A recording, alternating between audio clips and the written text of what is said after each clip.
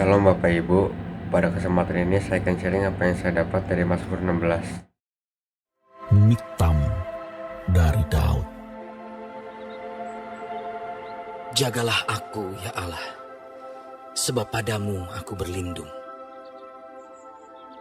Aku berkata kepada Tuhan, Engkaulah Tuhanku, tidak ada yang baik bagiku selain Engkau.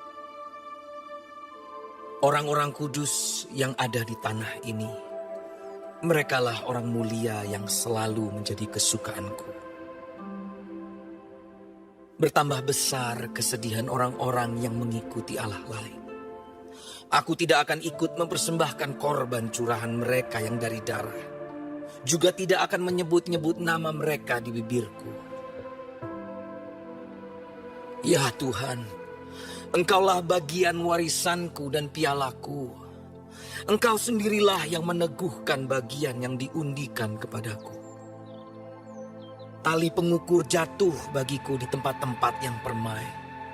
Ya, milik pusakaku menyenangkan hatiku. Aku memuji Tuhan yang telah memberi nasihat kepadaku. Ya, pada waktu malam hati nuraniku mengajari aku. Aku senantiasa memandang kepada Tuhan.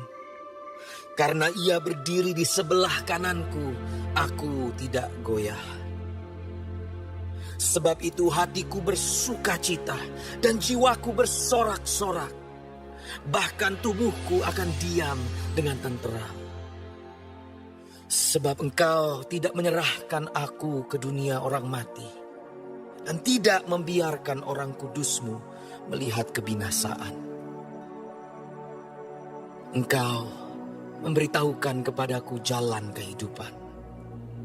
Di hadapan-Mu ada sukacita berlimpah-limpah. Di tangan kanan-Mu ada nikmat senantiasa. Nah, dari ayat 1 dan 2, kita bisa belajar kalau kita punya masalah, kita harusnya berlindung kepada Tuhan. Kita harus meminta Tuhan untuk menjaga kita. Itu kita lakukan dengan cara menjadikan Tuhan sebagai Allah kita. Dan kita percaya kalau Tuhan sudah melindungi kita. Dan itu adalah yang terbaik untuk kita. Dari 1 Korintus 8 ayat 6. Namun bagi kita hanya ada satu Allah saja, yaitu Allah Bapa, yang daripadanya berasal segala sesuatu dan yang untuk Dia kita hidup. Dan hanya ada satu Tuhan saja, yaitu Yesus Kristus, yang oleh segala sesuatu yang terjadikan dan yang karena Dia kita hidup.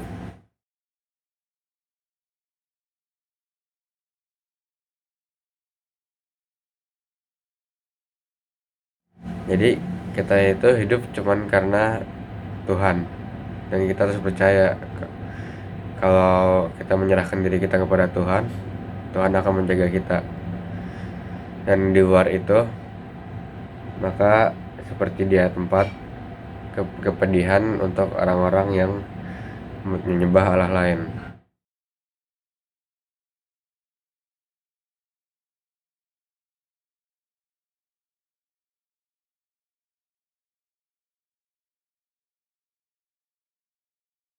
Kalau di ayat 3, apa itu orang-orang kudus?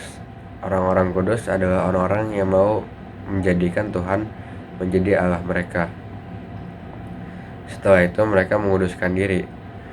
Mereka ini ada di dalam Imamat 11 ayat 44.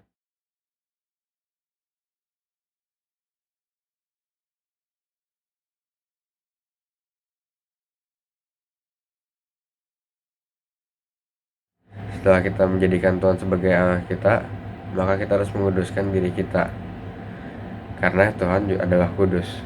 Dan semua yang baik ada di dalam orang-orang kudus, dan Tuhan suka kepada orang-orang kudus. Di ayat 5 dan 6,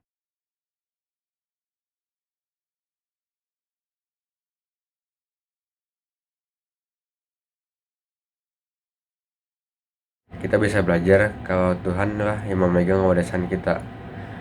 Tuhan yang menempatkan tali pengukur itu. Dan kalau Tuhan menempatkan pengukur itu, dan pengukur itu jatuh di tempat yang menyenangkan untuk kita, maka kita mendapat warisan itu. Dan kalau Tuhan yang menjadi warisan kita, maka masa depan kita akan aman. Jadi sebenarnya warisan yang terbaik untuk kita itu adalah warisan Tuhan. Di ayat 7, Tuhan menasihati kita dan mengajar kita pada waktu malam.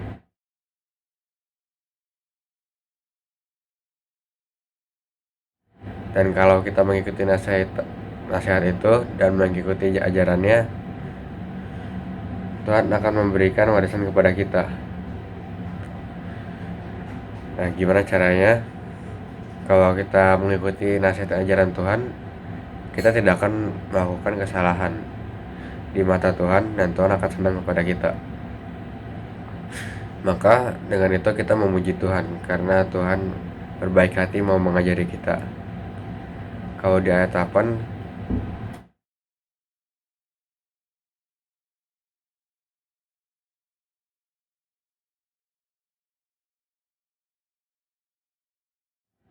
karena Tuhan mau mengajari kita, kita juga harus mengusahakan perhatian kita kepada Tuhan. Kalau kita akan begitu, maka kita tidak akan goyah. Seperti kataku tadi, kita tidak akan melakukan yang salah di mata Tuhan, walaupun di mata dunia mungkin salah. Karena itu kita ikutin nasihat dan ajaran Tuhan terus. Lalu kalau kita sudah melakukan semuanya itu, maka Tuhan akan menjaga tubuh kita. Tubuh kita nggak perlu khawatir lagi tentang apa yang terjadi di masa depan. Dan bahkan jiwa kita akan dijaga oleh Tuhan. Dan itulah cara Tuhan menunjukkan jalan untuk kehidupan.